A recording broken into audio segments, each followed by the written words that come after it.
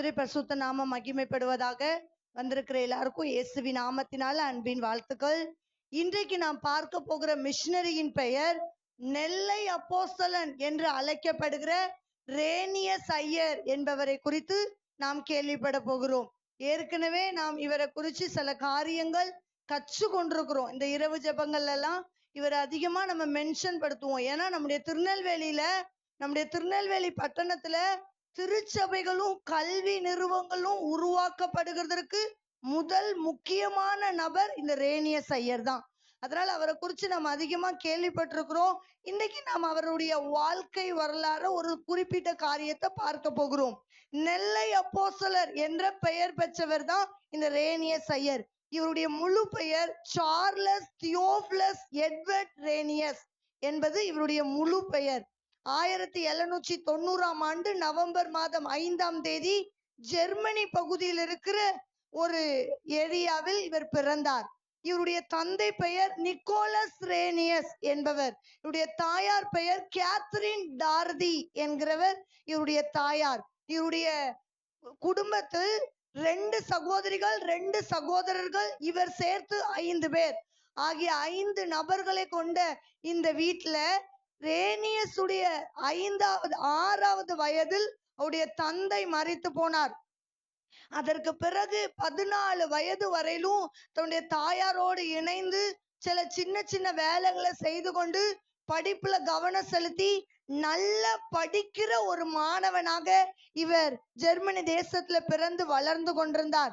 அப்படி 14 வயதிற்கு பின்பதாக அவருடைய குடும்ப சூழ்நிலை காரணமாக வேலைக்கு போக வேண்டிய கட்டாயத்தின் பேர்ல இவருடைய பெரியப்பாவுடைய கூட இருந்து, இவருடைய சொந்த பெரியப்பா கூட இருந்து அவருடைய நிலங்களை கவனித்து கொண்டும் அவங்களோட சின்ன சின்ன வேலைகளை செய்து கொண்டும் இவர் இருந்து கொண்டிருந்தார். அப்படிப்பட்ட நேரத்துல தான் இவர் அந்த பெரியப்பாவுடைய வீட்டுல இருந்து கொண்டே ஒருத்தருடைய சொந்தக்காரர் ஒருத்தருடைய ஆபீஸ்ல எழுத்தாளராக வேலை செய்தாராம். ஏன்னா இவர் நிறைய படிக்கிற ஆர்வமும் ஆண்டவருக்காக வேலை செய்கிறதுல ரொம்ப ஆர்வம் மிகுந்தவராகவும் இருந்ததுனால எழுத்தாளர் பதவியை இவருக்கு அந்த மாமா சொந்த குடும்பத்துல உள்ள ஒருத்தர் கொடுத்து அவர் வேலை செய்ய ஆரம்பித்தார். இப்படி வேலை செய்து கொண்டிருக்கும் போதேதான் இவருடைய கவனத்துல இவர் எழுத்தாளராகவும் படிக்கிறதுல ரொம்ப ஆர்வம் உள்ளவராகவும் இருந்ததுனால அவருடைய பெரியப்பா வீட்டுல நிறைய மிஷனரிகள் சார்ந்த மிஷனரி சம்பவங்கள் அடங்கிய புத்தகங்கள் இருக்கு. இத பார்த்து அதுல ரொம்ப ஆர்வம் மிகுந்தவராய் அதை எடுத்து தானாய் நேரம் கிடைக்கிற நேரத்துல எடுத்து வாசிக்க ஆரம்பித்தார். அப்படி வாசிக்கும் போது இவருடைய உள்ளத்துல மிஷனரி தாகம் உருவானது.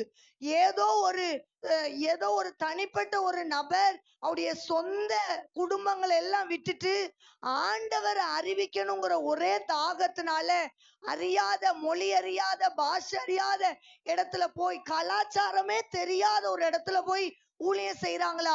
அப்ப இதுக்கு எவ்வளவு பெரிய தியாக உள்ளம் தேவை அப்படிங்கிற அந்த மிஷனரி புத்தகங்கள் மூலமாக கவர்ந்து இழுக்கப்பட்டவராய் ஆண்டவருக்கு தன்னை அர்ப்பணித்து நானும் மிஷனரி ஊழியம் செய்ய ஆசைப்படுறேன்னு சொல்லி ஒரு கிறிஸ்தவ மிஷனரியாக மாற 15 மாதங்கள் தேவ சமூகத்துல அமர்ந்திருந்து ஜெபித்து அந்த ஜெபத்தோடு இணைந்து சில போதர்களுடைய துணையோடு இறையியல் கல்வி கற்றுக்கொண்டாராம். 1812ஆம் ஆண்டு இறையியல் கற்று பட்டம் பெற்ற இந்த ரேனியஸ் ஐயர் 1814ஆம் ஆண்டு இந்தியாவில தரங்கம்பாடி என்ற பகுதியில கொஞ்ச காலம் தங்கியிருந்து தமிழ் மொழியை கற்றுக்கொள்கிறதற்காக அங்க தங்கியிருந்தார். அங்க தங்கியிருந்து அவர் தமிழ் மொழியை கற்றுக்கொண்டு ஆண்டவருக்கு தன்னை அர்ப்பணித்து சென்னை பட்டணத்துல வந்து ஊழியம் செய்ய இந்திய மிஷனரி சங்கம் என்று அழைக்கப்படுகிற ஒரு சங்கத்தின் மூலமாக சென்னை மிஷனரியாக இங்க அனுப்பப்பட்டார். இங்க வந்த நாள்ல இருந்து இங்க இருக்கிறதான சில முக்கியமான காரியங்கள், அதாவது ஜாதி வெறி, அதே போல கல்வி அறிவே இல்லாதிருக்கிற சில சூழ்நிலை, இதெல்லாம் இவருடைய உள்ளத்தை ரொம்ப கவர்ந்ததுனால அவர் சென்னை பட்டணத்தை சுத்தி இருக்கிற பல இடங்கள்ல கடந்து சென்று ஊழியம் செய்ய ஆரம்பித்தார்.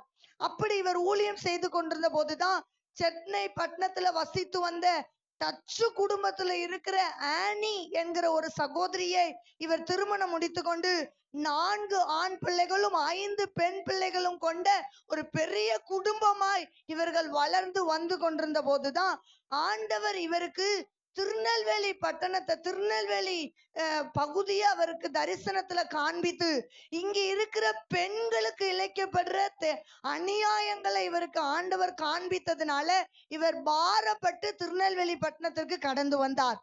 அப்படி 1820ஆம் ஆண்டு ஜூலை மாதம் 7ஆம் தேதி திருநெல்வேலி பட்டணத்திற்கு கடந்து வந்து 15 வருடங்கள் இந்த திருநெல்வேலியில தங்கியிருந்து சுத்தி இருக்கிற பல கிராமங்கள், இன்னைக்கு நாம பார்க்கிற மெஞ்ஞானபுரம், சுரண்டை, நல்லூர், தோணாவூர், அடைக்கலப்பட்டணம், இப்படிப்பட்ட முக்கியமான கிராமங்களுக்கெல்லாம் கடந்து வந்து இவர் சொன்ன நற்செய்தி தான் இன்றைக்கு அங்க இருக்கிற எல்லா சிஎஸ்ஐ திருச்சபைகளுக்கு ஒரு முக்கிய காரணர் இந்த ரேனியஸ் ஐயா நடந்து வந்து ஊழியம் செய்ததுனாலதான்.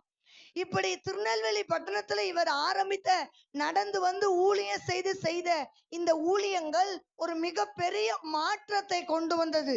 அதுல ஒரு முக்கியமானது என்னது அப்படின்னு சொன்னா, பாளையங்கோட்டை பகுதியில இருக்கிற முருகன்குறிச்சி பகுதியில ஊசி கோபுரம் என்று சொல்லி இன்றைக்கும் பேர் பெற்று விளங்கி கொண்டிருக்கிறதான அந்த ஆலயத்தை முதல் அதாவது இந்த திருநெல்வேலி பட்டணத்துல ரொம்ப முக்கியமான ஆலயங்கள் எல்லாம் இருக்குதான், ஆனா ஆண்டவரை ஆராதிக்கிறதுக்கு தனிப்பட்ட ரீதியில அதுல அந்த ஊசி கோபுரத்துக்குள்ள ஏழை எளியவர்களுக்கு உதவி செய்கிற அலுவலகம் இருக்கு, நிறைய மற்ற எல்லா காரியங்களும் அடங்கி இருக்கிற ஒரு ஆலயமாக இந்த இடத்துல உருவாக்கப்படணும் அப்படின்னு ஒரு தாகத்தோடு, அதுலயும் ஏழை எளியவர்களுக்கு உதவி செய்கிறத, அதாவது தேடி வந்து கேட்காம கஷ்டப்படுற குடும்பங்களை சார்ந்து இருக்கிறவங்க எல்லாம் தானா அறிந்து கொண்டு அந்த இடத்துல எனக்கு உதவி செய்வாங்க என்ற உணர்வை கொடுக்கும்படியாக ஒரு ஆலயத்தை இவர் ஒரு முக்கிய காரணமா இருந்து ஆரம்பித்தார். அப்படி ஆரம்பித்து ஆண்கள் பெண்கள் சொல்லி தனித்தனியா தங்கியிருந்து படிக்கும்படியாக கல்வி நிறுவனங்களை இவர் இந்த 15 வருடங்கள் இந்த ஊழியம் செய்து 3000க்கு மேற்பட்ட ஜனங்களை ஆண்டவருக்கண்டே சேர்த்து நிறைய பள்ளிக்கூடங்களை உருவாக்கி 317 ஆலயங்கள் இவர் மூலமாக கட்டப்பட்டிருக்கிறது. இவர் கட்டி ஸ்தாபித்த சிஎஸ்ஐ திருச்சபைகள் எல்லாம் இன்றைக்கு வரைக்கும் சாட்சிகளாய் நின்று கொண்டிருக்கு. காரணம், சின்ன வயதிலேயே வாலிபத்துல இருக்கும் போதே நடந்து இந்த கிராமங்கள்ல எல்லாம் திருநெல்வேலி பட்டணம் முழுவதிலும் இவர் செய்த ஊழியம் ரொம்ப மிக பெரிய பங்கு இவரோடது இருக்கு. அதுல ஒரு முக்கியமான மாற்றம் என்னது அப்படின்னு சொன்னா, தோணாவூர் பகுதிங்கிற இப்போ இருக்கிற அந்த தோணாவூர்ங்கிற ஊர் முதல்ல புளியங்குறிச்சின்னு இருந்துச்சாம். புலியூர் அப்படின்னு சொல்லப்படுற அந்த புலியூர்ங்கிற பகுதியில ஒரு பகுதிய, வடக்கு பகுதியில இருக்கிற ஒரு மொத்த இடத்தையும் இங்கிலாந்து ரஷ்ய தேசத்துல வாழ்ந்து கொண்டிருந்த டோனா அப்படின்னு ஒரு நபர் தன்னோட சொத்தை வித்து பண உதவி செய்து இந்த திருநெல்வேலி பகுதியில இலவசமா பள்ளிக்கும் கல்வியை கொடுக்கறதுக்கும் உதவிகளை செய்யறதுக்கும் என் மூலமா ஒரு ஆலயம் உருவாக்கப்படட்டும் அப்படின்னு சொல்லி அந்த டோனா அப்படிங்கிற சகோதரர் ரஷ்ய தேசத்துல இருந்து தன் சொத்தை வித்து கொடுத்த பணத்தின் மூலமாக புலியூர் பகுதியில இருக்கிற வடக்கு பகுதியில பல ஏக்கர் கணக்கா இடத்தை எடுத்து இந்த ரேனியஸ் ஐயர் தான் இங்க ஒரு பெரிய நிறுவனத்தை, அதுல ஹாஸ்பிட்டல், அதுல கல்வி நிறுவனங்கள், ஏழை எளியவர்களுக்கு உதவி செய்யறது, அத மாதிரி ஆலயம், பல புதிய ஆசிரியர்கள் உருவாக்குற ஆசிரிய பயிற்சி நிறுவனம், இதெல்லாம் ஒரே கேம்பஸ்குள்ள அடக்குற மாதிரி அந்த ஐயா டோனாங்கிற அந்த சகோதரர் ஆர்வப்பட்டு கொடுத்த உதவியினால இந்த ரேனியஸ் ஐயர் புலியூர்ல ஒரு இடத்தை வாங்கி ஆரம்பித்ததுதான் இன்னைக்கு டோனாவூர் என்று பெயர் பெற்றிருக்கிறது. அல்லேலூயா. இந்த டோனாவூர் உருவாக காரணமே அந்த ஒரு தனி நபர் தன்னுடைய சொந்த இடத்தை, சொந்த பணத்தை கொடுத்து உருவாக்கப்பட்டது. இன்னைக்கு இப்படிப்பட்ட தியாகத்தோடு உருவாக்கப்பட்ட ஆலயங்கள் தான் இன்னைக்கு பல நபர்களால கையாடப்பட்டிருக்கு. பண ஆசைனால. நம்ம அதிகமா ஜெபிக்கணும். கல்விக்காக அந்த மிஷினரிமார்கள் நிறைய பாடுபட்டு தன்னோட சொந்த ஆதாயத்தெல்லாம் இங்க செலவழித்து எந்த எதிர்பார்ப்பும் இல்லாம தியாகமா செய்த ஊழியம் இன்றைக்கு பல நபர்களால தன்னார்வமா விற்கப்பட்டுகிட்டு இருக்கு. அதுக்காக நம்ம ஜெபிக்கணும். நெல்லை மாவட்டத்துல 371 கிறிஸ்தவ ஆலயங்களும் 107 பள்ளிகளும் உருவாக இந்த ரேனிய சையர் ஒரு முக்கியமான காரணமா இருந்தார். இப்படியெல்லாம் பல கிராமங்களுக்கு கடந்து சென்று ஆலயங்களை உருவாக்கி பல நபர்களுக்கு சுவிசேஷம் சொல்லியும் திருநெல்வேலி பட்டணத்துல அழிக்க முடியாத ஒரு பாரமா ஜாதி வெறி இருந்துச்சாம். 1835ஆம் ஆண்டு ஜாதி வெறியினால ஆலயத்துக்குள்ள ஒரு கலவரம் உண்டானதாம். இது இந்த ரேனிய சையருக்கு ஒரு மிகப்பெரிய பாரத்தை கொடுத்து அது அவர சரீரத்துல மிகுந்த வேதனையை கொடுத்துடுச்சு. ஆண்டவர் எவ்வளவு அன்பா இந்த தேசத்துல கடந்து வந்து இங்க ஒரு பெரிய மாற்றத்தை செய்ய முற்பட்டேன். ஆனா நம்ம என்ன விதைத்தாலும் இங்க இருக்கிற இந்த வேற அழிக்க முடியலையேன்னு சரீரத்துல பாதிக்கப்பட்டு அதுலதான் அவர் உடல்நிலை பாதிக்கப்பட்டு 1835ஆம் ஆண்டு இந்த திருநெல்வேலி பட்டணத்திலேயே